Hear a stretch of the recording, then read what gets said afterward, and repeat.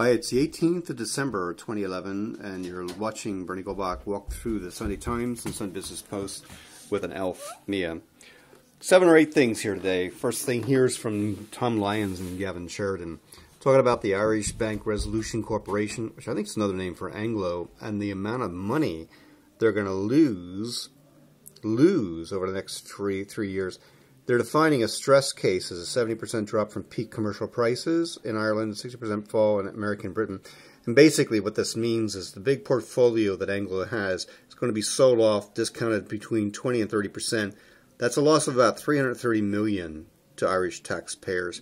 Gavin would have gotten the full Freedom of Information Act on the amount of the hit that the Nationwide Mortgage Book is going to take. Lots of people are saying, hey, look, wake up, Ireland, don't pay that. Don't pay that. And what to do? Dave McWilliams may have a way. He claims there's another way. Money flows where the opportunities are. And although I think the article that he has in Sunday Business Post is thin on specifics, his point is that, hey, look, the numbers just can't keep going down like they are. There are economic problems in Ireland. It's clear you can't keep going on the way it is. We're heading to a depression. People are leaving. Many that are staying have given up hope. Something has to give. Yeah, you know, I wrote about it on my blog at www.insideview.ie, where there's newbeginning.ie. They're talking about standing up, kind of making a plan where bank managers hear the unison of voices.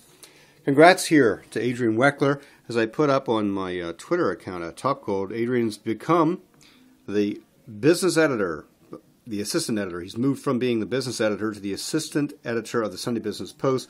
He runs Digital Times, the digital side of the Sunday Business Post that I use on an app, and I really like the work that he's done. As I said on my Twitter account, Adrian, you know, you've moved out of the technology ghetto and into a proper job. Assistant editors, that's a big move. Perhaps bigger than Pat Whelan, but his happy face is in the Agenda magazine of the Sunday Business Post. Pat's a good, well-regarded butcher from down in Clonmel, and he's running in the new Avuka food market in Monkstown. Worth a visit. Good stuff on offer. I like Pat's stuff. Stuff on the front page of both the Sunday Times and Sunday Business Post dealing with Ian Bailey. And like the more you dig into it, as John Mooney has done, the more it starts looking very, very strange. On this particular front page article in the Sunday Times, Mooney says that the Garda investigating the murderer of Sophie Toscan Duplantier offered cannabis to a destitute drug abuser as a reward. And it's a credible report. This report's running on the front page of both Sunday Times and Sunday Business Post. And I think, you know, as much as you want to give solace to the parents, the elderly parents of the murdered film producer, you got to do it in a way where there's actual justice being done. Other front page articles, you can see them. Here's a protester in Egypt being stripped and dragged through the dirt. Protesters are against the continued military rule in Egypt.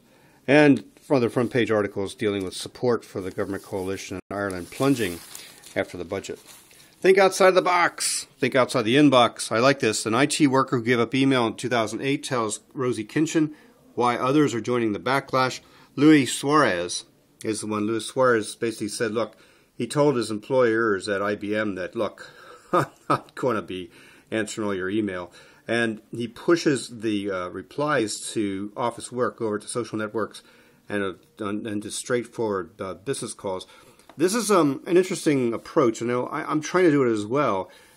Constant demands that email would make to you, to your life. And the manifesto that Louis writes is basically, well, Paul Lancaster is writing this manifesto. He's founder of the firm Plan Digital, and he had a no email day in Britain last year. The manifesto, I propose people don't even look at email 24 hours, get on with work, pick up the phone, write a letter, replace with face-to-face meetings.